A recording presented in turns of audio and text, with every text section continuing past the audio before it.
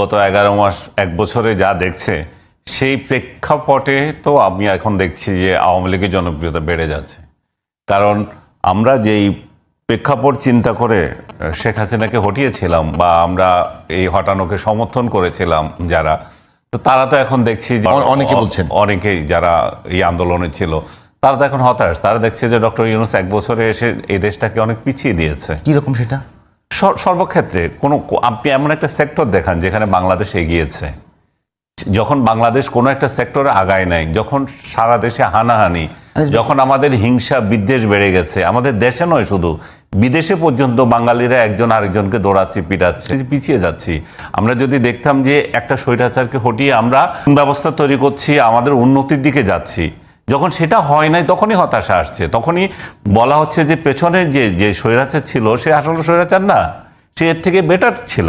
আমরা যাকে ক্ষমতায় বসিয়েছিলাম তিনি বিদেশ ভ্রমণে ব্যস্ত, 12 মাসে 14 বার ওনার না গেলে হয় না, এবং আউল ফাউল যত দাওয়াত আসে উনি যান। এই মুহূর্তে উনি বিদেশে আছেন, জন্য চলে গেছে। ওনার মেন্টালিটি আমি বোঝানোর জন্য উনি এটা এনজয় করতে এসেছেন, কিন্তু আমাদের এনজয় না তো। আমরা একটা স্বৈরাচারকে হটিয়েছি, হটিয়ে আমরা কোথায় যাব সেই টার্গেট ঠিক করতে হবে। আমি ব্যক্তিগতভাবে আমার বাক স্বাধীনতা আগেও বা হয় না, এখন অভাব নাই, কিন্তু সাধারণ মানুষ কি কথা বলতে পারছে? সাধারণ মানুষ কি তার মত প্রকাশ করতে পারছে? সেটা আপনি দেখতে হবে। সংবাদপত্র কি মত প্রকাশ করতে পারছে? সব নিউজ কি আপনি করতে পারছেন? আমি তো দেখছি যে এখানে হুমকি কম নয়। আপনি ফ্যাসিবাদের কথা বলছেন, এখানে বাংলাদেশে কোনো ফ্যাসিবাদী দল ছিল না। আপনি ফ্যাসিবাদ যদি রেফারেন্স দিতে চান, এখানে কোনো ফ্যাসিবাদী নাই।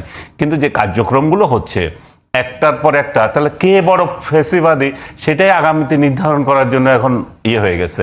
ডক্টর ইউনূস যেখানে আমাদের সমাজকে ঐক্যবদ্ধ করার কথা ছিল, যেখানে আমাদের ওনার উপর আমরা এত ভরসা করেছি যে আমরা বাংলাদেশ সারা বিশ্বে আমাদের নাম করবে, আমরা এরকম একটা ইন্টারন্যাশনাল ব্যক্তিত্বকে আমাদের সোসাইটিতে বসে আমাদের কী লাভ হলো? আমরা এখন বলা হচ্ছে 15ই আগস্টে কেউ কথা বলতে পারবে না, 15ই আগস্টে কোনো কর্মসূচি নেওয়া যাবে না। কেন? 15ই আগস্ট আপনি এই ইতিহাস থেকে বাদ দিয়ে দিয়েছেন, আপনার সরকারি কর্মসূচি থেকে বাদ দিয়ে দিয়েছেন। কেউ যদি ব্যক্তিগতভাবে 15 আগস্ট শোক পালন করে, আপনার কি মাথা ব্যথা? আপনি কি কারণে 15 আগস্ট শোক পালন করতে পারবে না? আপনি এখানে আপনি ফ্যাসিবাদ তো আপনি কায়েম করছেন, মত প্রকাশের স্বাধীনতা আপনি দিচ্ছেন। আপনি আওয়ামী লীগকে নিষিদ্ধ করেছেন বা আপনি তার কার্যক্রম নিষেধ করেছেন। 15ই আগস্ট পালন করা যাবে না, কেউ শোক করতে পারবে না, সেটা তো ফ্যাসিবাদ কি? এটা তো ফ্যাসিবাদের উপরে কিছু।